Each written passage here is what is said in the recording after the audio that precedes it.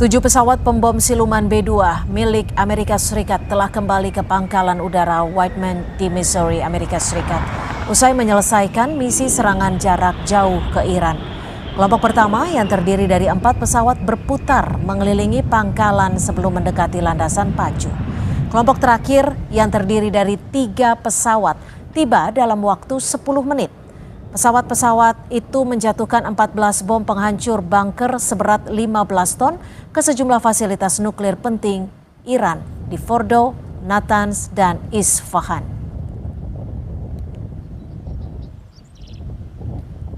Iran akan menutup Selat Hormuz sebagai akibat serangan Amerika Serikat ke Iran. Selat Hormuz merupakan jalur sempit yang menghubungkan Teluk Arab dengan Laut Arab yang merupakan rute maritim paling penting bagi suplai energi global. Seberapa besar dampaknya bagi dunia? Kita akan membahasnya bersama Hairul Fahmi, pengamat militer ISIS. Selamat petang Mas Hairul, terima kasih sudah bergabung bersama kami di Kompas Petang.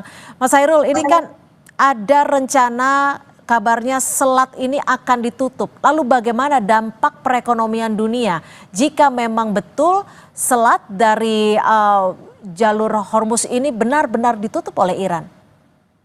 Ciko, iya. Mohon maaf, audionya belum dibuka.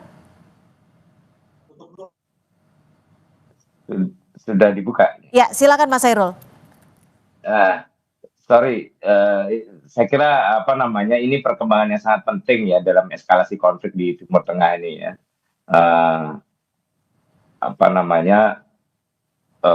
Kita tahu tadi baru saja Parlemen Iran juga sudah menyetujui rencana penutupan Selat Hormuz sebagai bentuk respon ya atas serangan Amerika terhadap fasilitas nuklir mereka.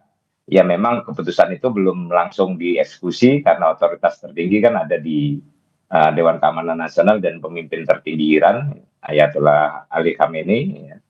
Tapi secara politik ini sinyal yang sangat kuat bahwa Iran ingin menunjukkan mereka tidak akan diam gitu ya ketika diserang dan ketika kedaulatan mereka dilanggar gitu ya. Nah, mengapa ini krusial ya tadi sudah dijelaskan Selat Hormuz ini urat nadi energi global. Sekitar 17-20% perdagangan minyak dunia lewat selat ini gitu ya. Artinya satu titik kemacetan di sana ini sama saja dengan mengguncang ekonomi dunia gitu ya. Apalagi kalau sampai ditutup total itu akan mendorong lonjakan harga energi, inflasi global, kemudian juga bisa memicu reaksi militer yang lebih luas gitu ya. Jadi yang kita lihat ini bukan hanya ancaman regional lagi ya, tapi potensi awal dari ketidakstabilan sistemik ya secara global gitu. Ini yang saya kira mengkhawatirkan gitu. Apakah akan ada implikasi yang begitu nyata ketika memang tak hanya Selat Hormuz ini ditutup, tapi dampak-dampak lainnya bagi ekonomi dunia terkait dengan serangan AS ke Iran ini? Iya, pasti ada ya. Kalau dampaknya akan sangat nyata dan cepat terasa gitu ya. Ya banyak negara sangat tergantung pada stabilitas harga minyak global gitu ya. Ketika jalur vital seperti Selat Hormuz ini terganggu, ya harga minyak jelas akan melonjak. Kita mungkin juga akan bicara soal kenaikan harga minyak mentah dunia ke atas 100 US dollar per barrel gitu ya. Artinya beban subsidi energi juga akan naik drastis, harga BBM bisa terdorong naik dan efek lanjutannya jelas ya. Biaya logistik, kemudian pangan, kemudian kebutuhan-kebutuhan pokok yang lain, inflasi bisa melonjak, banyak lah ya. Industri transportasi, logistik, manufaktur ini akan terpukul lebih cepat gitu ya. Nah, belum lagi kita bicara dampak di masing-masing negara, termasuk Indonesia gitu ya, tekanan pada anggaran belanja pemerintah, defisit neraca perdagangan. Nah ini kalau kita tidak mampu mengendalikan lonjakan harga impor ini kan akan menghadirkan masalah yang besar gitu ya.